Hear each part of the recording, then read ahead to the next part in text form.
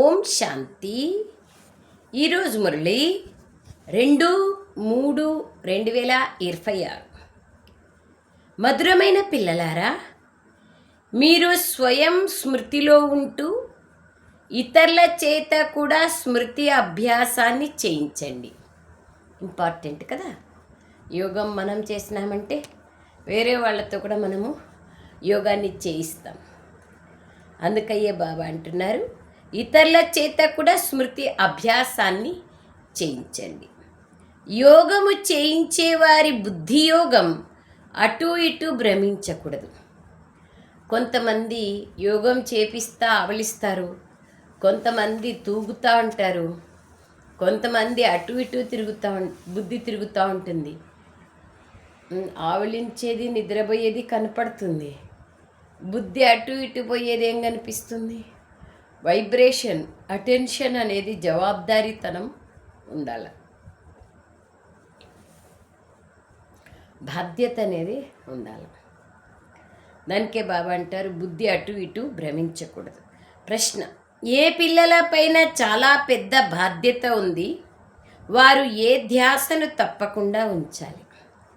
జవాబు: ఏ పిల్లలైతే నిమిత్త టీచర్లుగా ఈ ఇతరులచే యోగాన్ని చేయిస్తారో వారిపైన చాలా పెద్ద బాధ్యత ఉంది. యోగం చేయించే సమయంలో వారి బుద్ధి యోగం బయట భ్రమిస్తూ ఉంటే వారు సేవకు బదులుగా డిస్సర్వీస్ చేస్తారు. అండర్లైన్ చేసుకోవాలి. యోగం చేయించే సమయంలో ఎప్పుడు దినచర్యలో కూడా బుద్ధి యోగం అటు ఇటు భ్రమించకూడదు, డిస్సర్వీస్ జరుగుతుంది.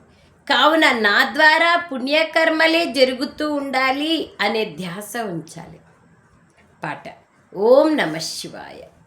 ఓం నమ శివాయ బాబా. ఓం శాంతి. ఓం శాంతి బాబా. బాబా ఇక్కడ కూర్చొని లక్ష్యంలో స్థితులయ్యేందుకు మొట్టమొదట పిల్లలందరికీ దృష్టినిస్తారు. ఆత్మాభిమానులుగా అయ్యి నా యొక్క నిజ గుణాలు ఏమి, నా లక్ష్యం ఏమి, నేను లక్ష్మీనారాయణులుగా కావాలా అనే లక్ష్యాన్ని గుర్తింపించే బాబా దృష్టి ఇస్తారు. చూడండి, లక్ష్యంలో స్థితులయ్యేందుకు మొట్టమొదట పిల్లలందరికీ దృష్టిని ఇస్తారు. ఏ విధంగా నేను శివబాబా స్మృతిలో కూర్చున్నానో అలాగే మీరు కూడా శివబాబా స్మృతిలో కూర్చోండి. బ్రహ్మబాబా చెప్తున్నారు. అందరినీ నిష్టలో కూర్చోబెట్టేందుకు ఎవరైతే ముందు కూర్చుంటారో, యోగం చేపిస్తారో, వారు ఆ సమయమంతా శివబాబా స్మృతిలో ఉంటారా అన్న ప్రశ్న ఉత్పన్నమవుతుంది. మోస్ట్లీ ఉంటారు. వారు అలా ఉన్నట్లయితే ఇతరులలో కూడా ఆకర్షణ కలుగుతుంది. ఖచ్చితంగా స్మృతిలో ఉండడం ద్వారా ఎంతో శాంతిగా ఉంటారు. అశరీరిగా అయ్యి శివబాబా స్మృతిలో ఉన్నట్లయితే ఇతరులకి కూడా శాంతి అనుభవం అవుతుంది. ఎందుకంటే వారు టీచర్గా కూర్చుంటారు కదా. టీచరే సరిగ్గా స్మృతిలో ఉండకుంటే ఇతరులు కూడా ఉండలేరు. ఆ ప్రియుడైన బాబాకు ప్రేయసీనైన నేను అతడి స్మృతిలో కూర్చున్నానా అని మొట్టమొదట స్వయాన్ని ప్రశ్నించుకోవాలి. ప్రతి ఒక్కరూ తమని తాము ఈ విధంగా ప్రశ్నించుకోవాలి. అందరూ, ప్రతి ఒక్కరూ, నేను అశరీరిగా అయ్యి శివబాబా స్మృతిలో కూర్చున్నానా?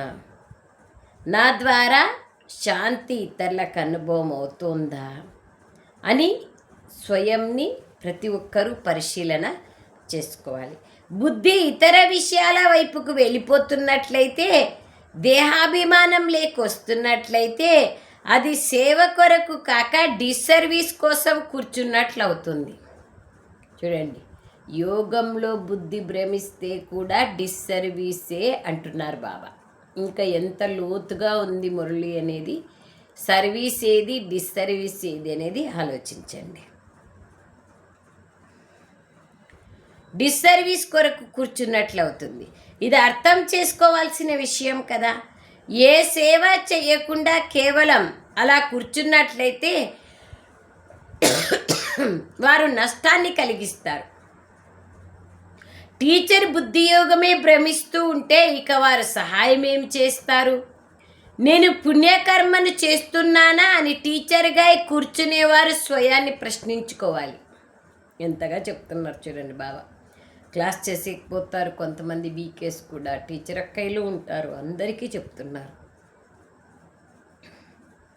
పాపకర్మ చేస్తున్నట్లయితే దుర్గతిని పొందుతారు, పదభ్రష్టులైతారు. అలాగే అటువంటి వారిని గద్దీపైన కూర్చోబెట్టినట్లయితే దానికి మీరు కూడా బాధ్యులవుతారు. శివబాబాకు అందరి గురించి తెలుసు, అందరి అవస్థ గురించి బాబాకు కూడా తెలుసు.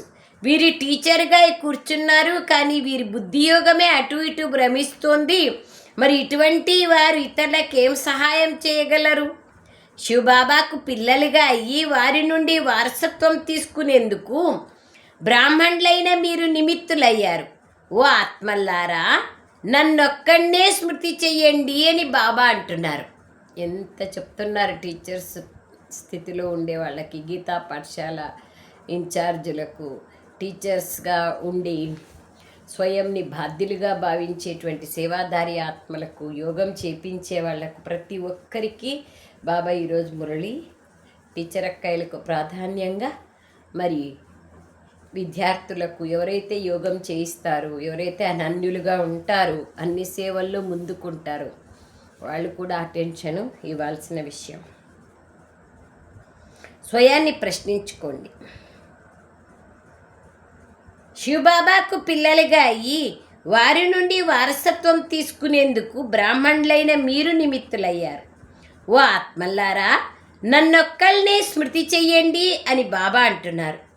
టీచర్గా కూర్చున్నప్పుడు ఇంకా ఎక్కువగా ఆ స్థితిలో కూర్చోండి. నిజానికి ప్రతి ఒక్కరూ బాబాని స్మృతి చేయాలి. టీచర్ అక్కయ్యలే కాదు, అందరూ బాబాని స్మృతి చేయాలి. విద్యార్థులు తమ స్థితిని గురించి తెలుసుకోగలరు కదా. తాము పాస్ అవుతారో లేదో వారికి తెలుస్తుంది. టీచర్కి కూడా అర్థమవుతుంది. ప్రైవేట్ టీచర్ని పెట్టుకుంటే వారికి కూడా తెలుస్తుంది. ఈ చదువులో ఎవరైనా విశేషమైన టీచర్ని పెట్టుకోవాలనుకుంటే పెట్టుకోవచ్చు, ఈ చదువులో కూడా పెట్టుకోవచ్చు. మమ్మల్ని యోగంలో కూర్చోబెట్టినట్లయితే మేము బాబా స్మృతిలో కూర్చుంటామంటారు. నన్నొక్కడే స్మృతి చెయ్యండి అని బాబా ఆజ్ఞనిస్తున్నారు. ప్రేయసీలైన మీరు నడుస్తూ తిరుగుతూ నన్ను స్మృతి చేయండి. సన్యాసులు బ్రహ్మని స్మృతి చేస్తారు. ఎవరైతే ఎక్కువగా స్మృతి చేస్తారో వారి స్థితి బాగుంటుంది. ప్రతి ఒక్కరిలో ఏదో ఒక విశేషత ఉంటుంది. స్మృతి యాత్రలో ఉండండి అని బాబా అంటున్నారు. అలా అనేవారు స్వయం కూడా స్మృతిలో ఉండాలి కదా. బాబా వద్ద కొందరు సత్యమైన వారు ఉన్నారు, కొందరు అసత్యమైన వారు ఉన్నారు. స్వయంగా నిరంతరం స్మృతిలో ఉండడం కష్టం. కొందరు బాబాతో చాలా సత్యంగా ఉంటారు. ఈ బాబా కూడా తమ అనుభవాన్ని పిల్లలైన మీకు వినిపిస్తున్నారు. నేను కూడా కాసేపు స్మృతిలో ఉంటాను, మరి కాసేపు మర్చిపోతాను బ్రహ్మ బాబా చెప్తున్నారు. ఎందుకంటే ఇతడిపైన ఎంతో భారం ఉంది, ఎంతోమంది పిల్లలు ఉన్నారు. ఈ మురళి శివబాబా వినిపిస్తున్నారా లేదా బ్రహ్మబాబా వినిపిస్తున్నారా కూడా పిల్లలైన మీకు తెలీదు. శివబాబానే కదా. ఎందుకంటే ఇరువురు కలిసి ఉన్నారు. డైరెక్ట్ ఇండైరెక్ట్ స్పీచ్ ద్వారా అర్థమవుతుంది. నేను కూడా శివబాబాని స్మృతి చేస్తున్నాను అని ఇతడు కూడా అంటాడు. బాబా కూడా పిల్లలని యోగంలో కూర్చోబెడతారు. ఒక కాలంలో నిష్ఠ అనేవాళ్ళు, ఇప్పుడు యోగంలో. ఇతడు కూర్చున్నప్పుడు చాలా మంచి స్థితి ఏర్పడ్డం మీరు గమనిస్తారు. బ్రహ్మబాబా ఇతడు అనేకులను ఆకర్షిస్తారు. ఇతడు తండ్రి కదా. పిల్లలు స్మృతి యాత్రలో ఉండండి అని బాబా అంటారు.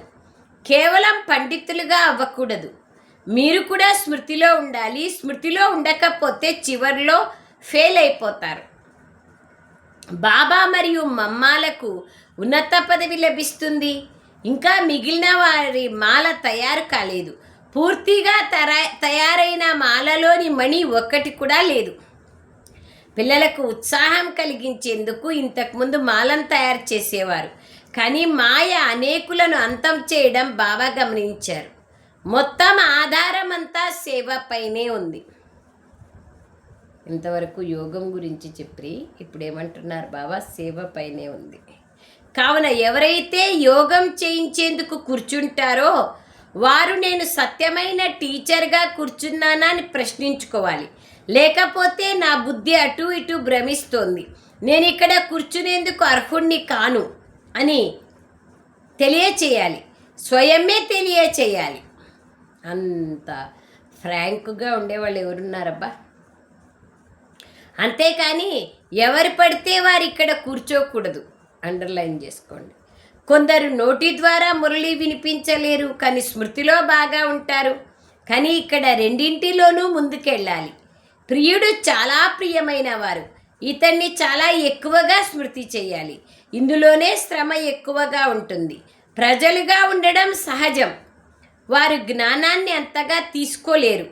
ఉదాహరణకి యజ్ఞ బండారాన్ని నిర్వహించేవారున్నారు, బొలిదాది వాళ్ళు. అతన్ని చాలా ఎక్కువగా స్మృతి చేయాలి. ఇందులోనే శ్రమ ఎక్కువగా ఉంటుంది. బాబా అంటున్నారు, యజ్ఞ బండారాన్ని నిర్వహించేవారున్నారు, వారందరికీ సుఖాన్ని ఇస్తారు, ఎవరికి దుఃఖాన్ని ఇవ్వరు, వారిని అందరూ మహిమ చేస్తారు బొలిదాదిని. కావున శివబాబా బండారము అద్భుతమైనది అంటారు. వారు అనేకుల హృదయాలను సంతృప్తిపరుస్తున్నారు. బాబా కూడా పిల్లల హృదయాన్ని సంతృప్తిపరుస్తూ వచ్చారు.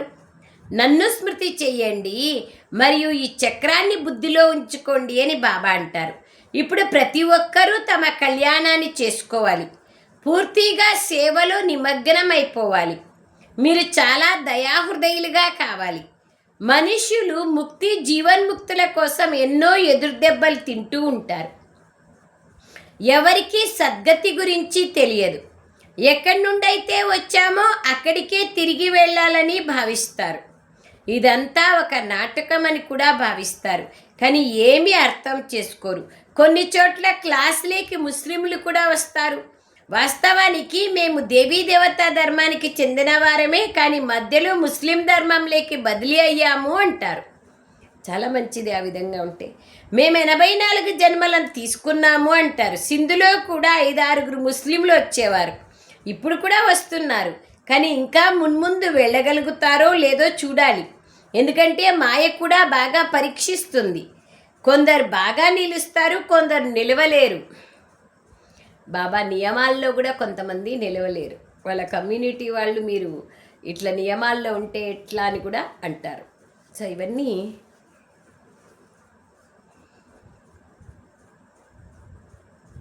రకరకాల పరీక్షలు వస్తాయి.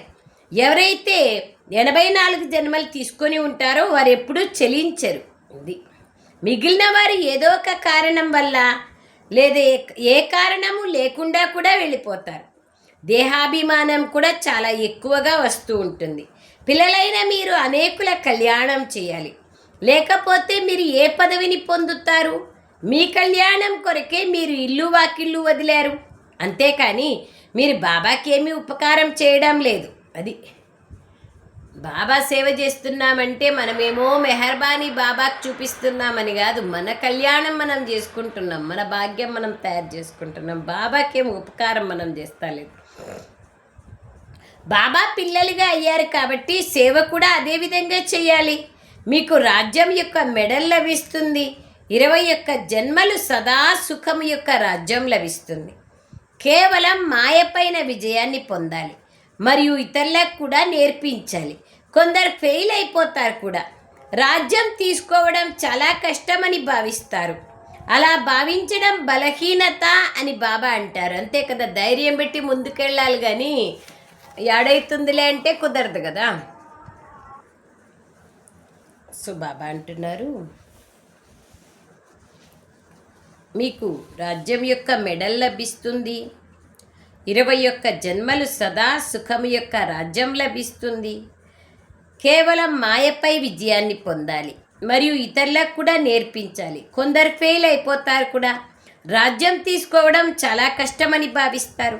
ఇలా భావించడం కూడా బలహీనతనే బాబా అంటారు. ధైర్యం ఉంచి ముందుకెళ్ళాలి కానీ మాలో మాకు కష్టంలే అనుకుంటే కష్టమే అన్ని పని. బాబాను మరియు వారసత్వాన్ని స్మృతి చేయడం చాలా సహజం.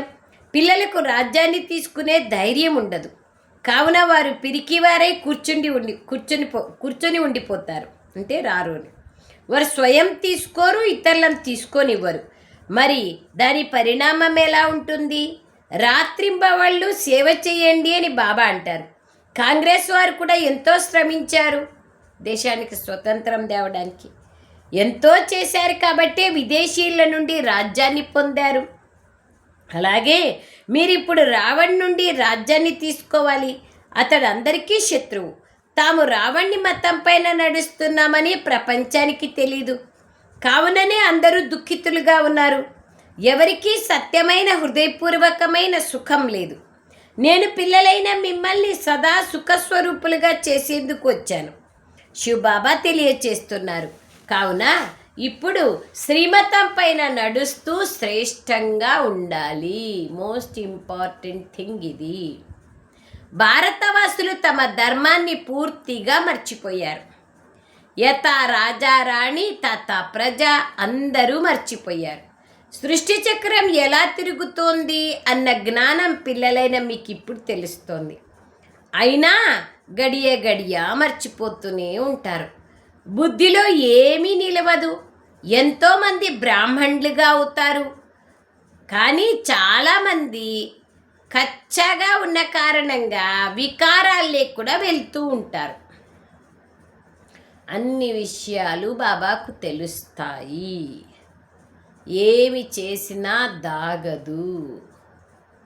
బాబాకు తెలుస్తాయి. బాబాతో యథార్థంగా ఉండాల, సత్యంగా ఉండాల. అందుకే బాబా అంటున్నారు, ఎంతోమంది బ్రాహ్మణులుగా అవుతారు కానీ వికారాలకు కూడా వెళ్తారు. మేం బీకేలమని అంటారు కానీ నిజానికి వారు కాదు. ఏమన్నారు బాబా? వికారాల్లోకి వెళ్ళేవాళ్ళు బీకేలు కాదు. అది ఏ వికారమైనా సరే, కామ వికారం అనే కాదు. ఎవరైతే పూర్తిగా ఆజ్ఞానుసారంగా నడుచుకుంటారో, ఇతరులని కూడా తన సమానంగా తయారు చేస్తూ ఉంటారో వారే ఉన్నత పదవిని పొందుతారు. విఘ్నాలు అయితే వస్తాయి. అమృతాన్ని తాగుతూ తాగుతూ మళ్ళీ విఘ్నాలు కూడా వేస్తూ ఉంటారు. అటువంటి వారికి ఏ పదవి లభిస్తుంది అని బాబా అంటారు. కొంతమంది వికారాల నుండి రక్షించుకునేందుకు దెబ్బలు కూడా తింటారు. బాబా ఈ కాస్త దుఃఖాన్ని సహించుకుంటాం లేండి అంటారు. మన ప్రియుడు శివబాబాయే కదా. బాబా నుండి మనం వారసత్వాన్ని తీసుకుంటున్నాం. మనం ఇతరులని కూడా మన సమానంగా తయారు చేస్తున్నామా లేదా అనేది చూసుకోవాలి. బాబా ఏమో చేస్తున్నాం అంటున్నారు. బాబా బుద్ధిలో ఈ కల్పవృక్ష చిత్రం చాలా ఎక్కువగా ఉంటుంది. మొన్నేమో మెట్ల చిత్రం అన్నారు, ఈరోజేమో కల్పవృక్షం అంటున్నారు.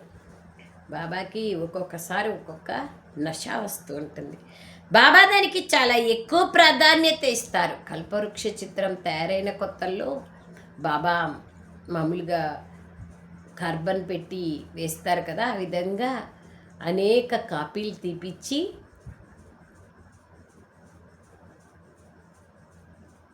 పెద్ద పెద్ద యూనివర్సిటీలకి బాబా పంపించారు. అంత నషా ఉండేది. ఆయిల్ ప్రింటింగ్ దిగించారు అప్పటి కాలంలోనే. బాబా అంటున్నారు, ఏ పిల్లలైతే విచారసాగర మంతనం చేసి ఇటువంటి చిత్రాలు తయారు చేస్తారో వారికి బాబా కూడా అభినందనలు చెప్తారు. బాబా వారి బుద్ధిని ప్రేరేపిస్తారని కూడా భావించవచ్చు. మీరు 84 జన్మల చక్రాన్ని తెలుసుకోవడం ద్వారా మొత్తం సృష్టినంతా తెలుసుకున్నారు. ఇది నంబర్ 1 చిత్రం. 84 జన్మల చక్రం సృష్టి చక్రం గురించి బాబా అంటున్నారు. కల్పవృక్షము, సృష్టి చక్రము, తర్వాత నిచ్చెన. త్రిమూర్తి చిత్రము మరియు సృష్టి చక్రంలో కన్నా కల్పవృక్షంలో ఎక్కువ జ్ఞానం ఉంది. ఇప్పుడు మనం పైకెక్కుతున్నాము. ఇది ఎంత సహజమైంది. బాబా వచ్చి లిఫ్ట్ని ఇస్తున్నారు. మీరు శాంతిగా బాబా నుండి వారసత్వాన్ని తీసుకుంటున్నారు. మెట్ల చిత్రంలో జ్ఞానం చాలా బాగుంది. నీవు హిందువువి కాదు, దేవీదేవతా ధర్మానికి చెందినవాడివి కాదు అని, దేవీదేవతా ధర్మానికి చెందినవాడివి అని మీరు చెప్పాలి. హిందూ ధర్మస్థులని అనుకుంటే మేము 84 జన్మలు తీసుకొని ఉంటామా అని వారంటే, అరే మీరు 84 జన్మలు తీసుకున్నారు, ఎందుకు తీసుకోలేదు ఆ విధంగా ఎందుకు భావించడం లేదు మీరు అనండి. మీరు మళ్ళీ స్మృతి చేస్తే తిరిగి మొట్టమొదటి నంబర్లోకి వచ్చేస్తారని చెప్పండి. మన కులానికి చెందిన వారైతే అందరూ 84 జన్మలు తీసుకోరు కదా. ఈ ప్రశ్న అందరూ 84 జన్మలు తీసుకోరు కదా అనే ప్రశ్న వెలువడదు. అడగను కూడా అడగరు, తీసుకుంటామా తీసుకోమా అని. నేను ఆలస్యంగా వచ్చి ఉంటాను అని ఎందుకు భావిస్తున్నారు? భారతవాసులైన మీరు 84 జన్మలు తీసుకున్నారు. ఇప్పుడు మళ్ళీ వారసత్వాన్ని తీసుకోండి, తిరిగి స్వర్గంలోకి వెళ్ళండి. పిల్లలైన మీరు యోగంలో కూర్చుంటారు. మెట్లను గుర్తుంచుకున్నట్లయితే మేమే 84 జన్మలు పూర్తి చేశాము, ఇప్పుడు మేమే వాపస్ ఇంటికి వెళ్తున్నాము అని ఎంతో సంతోషంగా ఉంటారు. అర్థమైందా? ఇంటికి వెళ్ళాలి అంటే సంతోషం ఉంటుంది కదా. ప్రతి ఒక్కరికి మాతలకు చూడండి, పుట్టినింటికి పోవాలంటే ఎంత సంతోషం ఉంటుంది.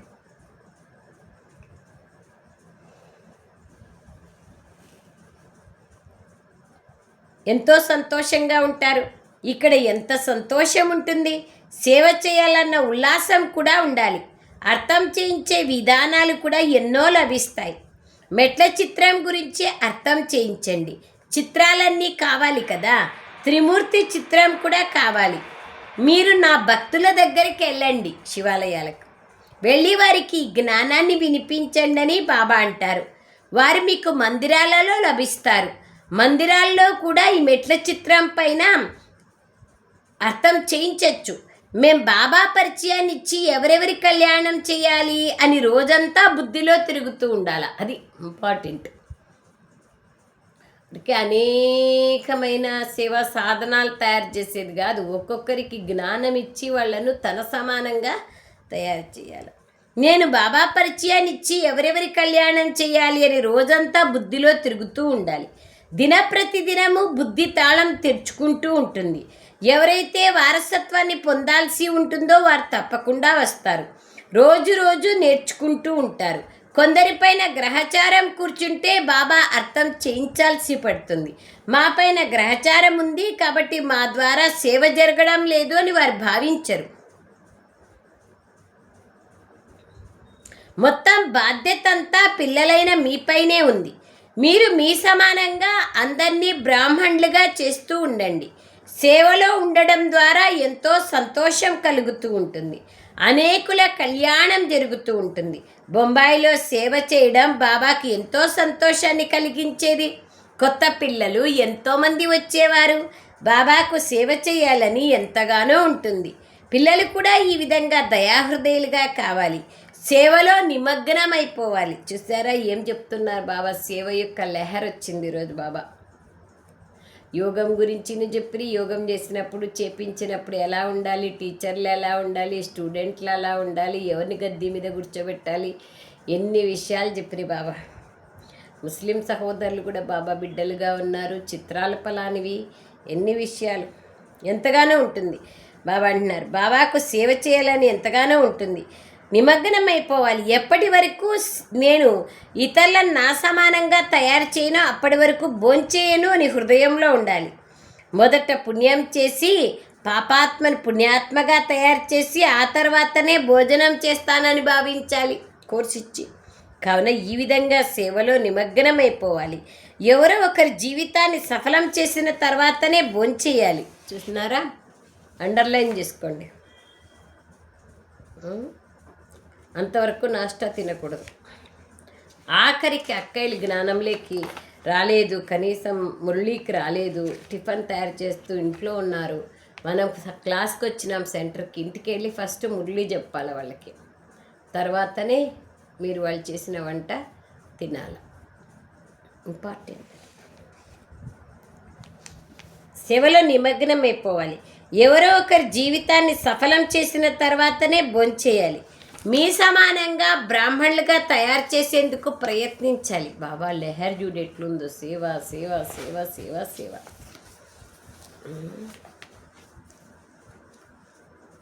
పిల్లల కోసం పత్రిక తయారవుతుంది కానీ దాన్ని బీకేలు అంతగా చదవడం లేదు. జ్ఞానామృతం వస్తుంది, చదవరు.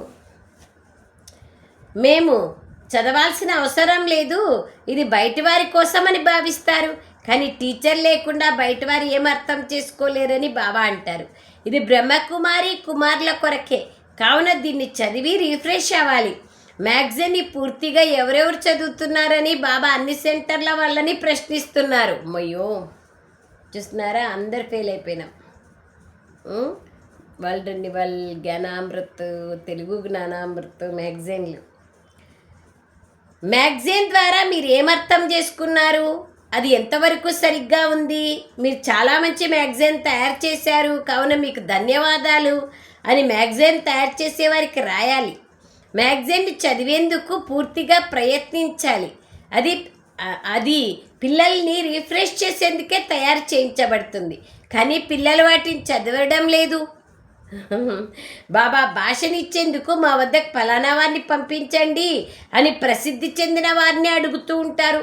వారికి స్వయం భాషనివ్వడం చేత కాదు కాబట్టి వీళ్ళని పిలుస్తున్నారు అని బాబా అర్థం చేసుకుంటారు. కావున సేవ చేసే వారికి ఎంతో గౌరవం ఇవ్వాలి. అది ఇంపార్టెంట్. సేవ చేసే వాళ్లకు గౌరవం ఇవ్వాలి. अच्छा मीठे मीठे सिखलदे बच्चों प्रति माता पिता बाप दादा का याद प्यार और गुड मॉर्निंग. रूहानी बाप की रूहानी बच्चों को नमस्ते. हम रूहानी बच्चों की रूहानी माता पिता बाप दादा को याद प्यार गुड मॉर्निंग और नमस्ते नमस्ते नमस्ते नमस्ते बाबा नमस्ते. థ్యాంక్ యూ బాబా. ఎన్ని విషయాలు చెప్పినారు బాబా. ఎట్లా ఉండాలి, ఎవరికి గౌరవం ఇవ్వాలి, సేవలు చేసే కుతూహలం ఎంత ఉండాలి, ఎన్ని విషయాలు చెప్పినారు చూడండి. ఏ రోజు దారోజు చేస్తే కూడా చాలు. ఈరోజు ఎవరికైనా ఒకరికైనా జ్ఞానం ఇవ్వండి. సారాంశం: రాజ్య మెడల్ని తీసుకునేందుకు అందరి హృదయాలను సంతోషింపచేయాలి. చాలా చాలా దయాహృదయులుగా అయ్యి మీ కళ్యాణము మరియు అందరి కళ్యాణము చేయాలి.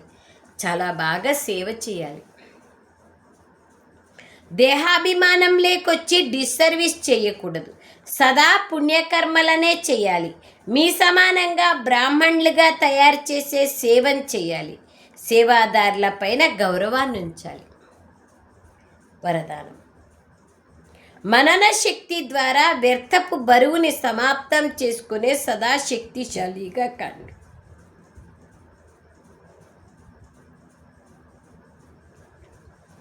వ్యర్థం అనేది ఎప్పుడు సమాప్తమవుతుంది? మనన శక్తి ద్వారా. మననం ఎంత జ్ఞానాన్ని చేస్తామో అప్పుడు వ్యర్థం నుంచి దూరం అయిపోతాం. అప్పుడే శక్తిశాలిగా కాగలుగుతాం. ఆత్మ పైన వ్యర్థం యొక్క బరువే అధికంగా ఉంది. వ్యర్థ సంకల్పాలు, వ్యర్థవాణి, వ్యర్థ కర్మలు, వీటి ద్వారా ఆత్మ భారీగా అయిపోతుంది. ఇప్పుడు ఈ బరువుని సమాప్తం చేసుకోండి. ఈ బరువుని సమాప్తం చేసేందుకు సదా సేవలో బిజీగా ఉండండి. మనన శక్తిని పెంచుకోండి. మనన శక్తి ద్వారా ఆత్మ శక్తిశాలిగా అయిపోతుంది. ఏ విధంగా భోజనాన్ని అరిగించుకోవడం ద్వారా అది రక్తంగా అయిపోతుందో, మళ్ళీ అది శక్తిగా పనిచేస్తుందో, అలా మననం చేయడం ద్వారా ఆత్మశక్తి పెరుగుతుంది. స్లోగన్: ఎవరైతే తమ స్వభావాన్ని సరళంగా చేసుకుంటారో వారి సమయం వ్యర్థం అవ్వదు. అవ్యక్త సూచన: మార్చి నెల నిశ్చయం అనే పునాది పైన బాబా చెప్తున్నారు. నిశ్చయం అనే పునాదిని దృఢంగా చేసుకొని సదా నిర్భయంగా నిశ్చింతగా ఉండండి. ఎవరైతే నిశ్చయ బుద్ధి కలవారిగా ఉంటారో వారు నిశ్చింతగా ఉంటారు. వారికి ఏ విధమైన చింతన లేదా చింత ఉండదు. ఏమైంది, ఎందుకైంది, ఇలా అవ్వకూడదు, ఇలా ఆలోచించడం అనగా వ్యర్థ చింతన. నిశ్చయ బుద్ధి కలవారు నిశ్చింతగా ఉంటారు. వారు ఎప్పుడూ వ్యర్థ చింతన చెయ్యరు. సదా స్వచింతనలో ఉండేవారు స్వస్థితి ద్వారా పరిస్థితి పైన విజయాన్ని ప్రాప్తి చేసుకుంటారు. ఓం శాంతి. థ్యాంక్ యూ బాబా. Thank you very much Baba.